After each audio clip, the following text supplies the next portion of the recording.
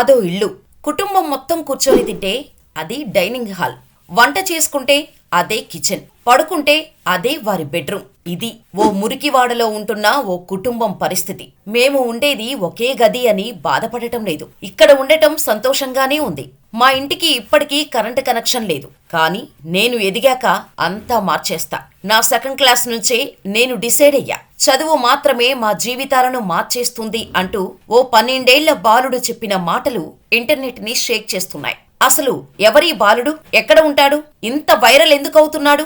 నా రూమ్ కి నాకు నచ్చిన కలర్ పెయింట్ వేయలేదు, నేను ఆ రూమ్ లో ఉండను అంటూ మారాం చేసే పిల్లలున్న ఈ జనరేషన్ లో తలదాచుకోవటానికి టార్పాలిన్ కవర్లు, ఫ్లెక్సీలు, కర్రలతో చేసిన ఇల్లు లాంటి ఒకే గదిలో సర్దుకుపోయే కుటుంబాలు కూడా ఇప్పటికీ ఉన్నాయి. అటువంటి కుటుంబంలో పుట్టి సేమ్ అదే సిచ్యువేషన్ లో బతుకుతున్న నాగరాజ్ స్టోరీ ఈ వీడియోలో తెలుసుకోబోతున్నా.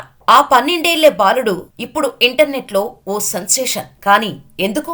అసలు కుర్రాడి స్టోరీ ఏంటో తెలుసుకోవాలంటే వీడియోని చివరి వరకు చూడండి. ఇలాంటి మరిన్ని interesting information, real life motivational stories కోసం ఎప్పటికప్పుడు తెలుసుకోవడానికి వెంటనే మా ఛానల్ ని సబ్స్క్రైబ్ చేసుకుని పక్కనే ఉన్న బెల్ ఐకాన్ కొట్టేయండి. అలాగే వీడియో నచ్చితే లైక్ చేసి మీ అభిప్రాయాన్ని మాకు కామెంట్ చేయడం మాత్రం మర్చిపోకండి. బెంగళూరులోని మురికివాడలో కుటుంబంతో పాటు ఉంటున్నాడు నాగరాజ్. కర్రల సపోర్టుతో ఫ్లెక్సీలు, దట్టమైన కవర్లతో కట్టుకున్న చిన్న గుడిసెలో ఉంటున్నాడు. చదువుల్లో ముందుండే నాగరాజు గురించి తెలుసుకున్న ఓ ఇన్స్టాగ్రామ్ ఇన్ఫ్లుయెన్సర్ ఆ కుర్రాడు ఉంటున్న చోటుకి వెళ్ళాడు.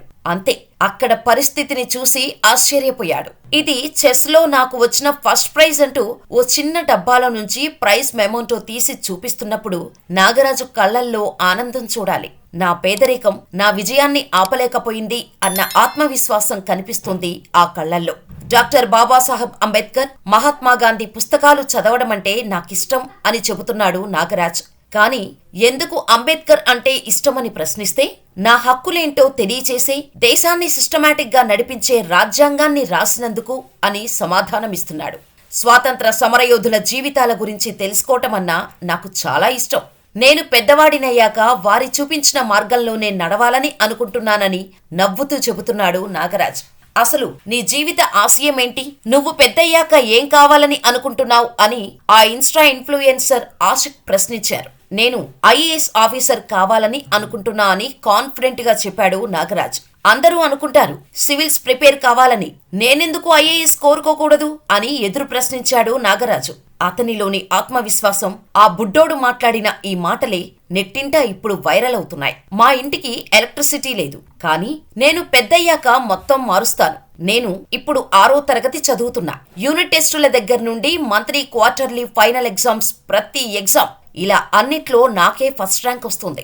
నా సెకండ్ క్లాస్ లోనే నేను డిసైడ్ అయ్యాను, చదువు మాత్రమే మా జీవితాలను మార్చుతుంది అని. అందుకే అప్పటి నుంచి క్లాసులో ఫస్ట్ ర్యాంక్ నాదే కావాలని అనుకున్నట్టే కష్టపడి చదివి ఫస్ట్ ర్యాంకు సాధిస్తున్నా అంటున్నాడు నాగరాజ్.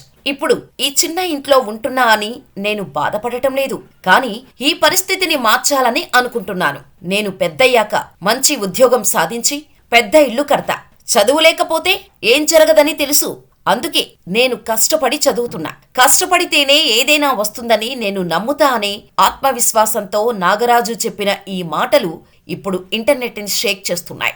ఈ పిల్లోడికి ఉన్న సెల్ఫ్ కాన్ఫిడెన్స్ లో 1% ఉన్నా నాకు అది లేదు, ఇది లేదు, నేను ఏది చేసినా కలిసి రావటం లేదు అంటూ ఆత్మహత్యలు చేసుకునే వారి సంఖ్య తగ్గుతుందేమో కదా.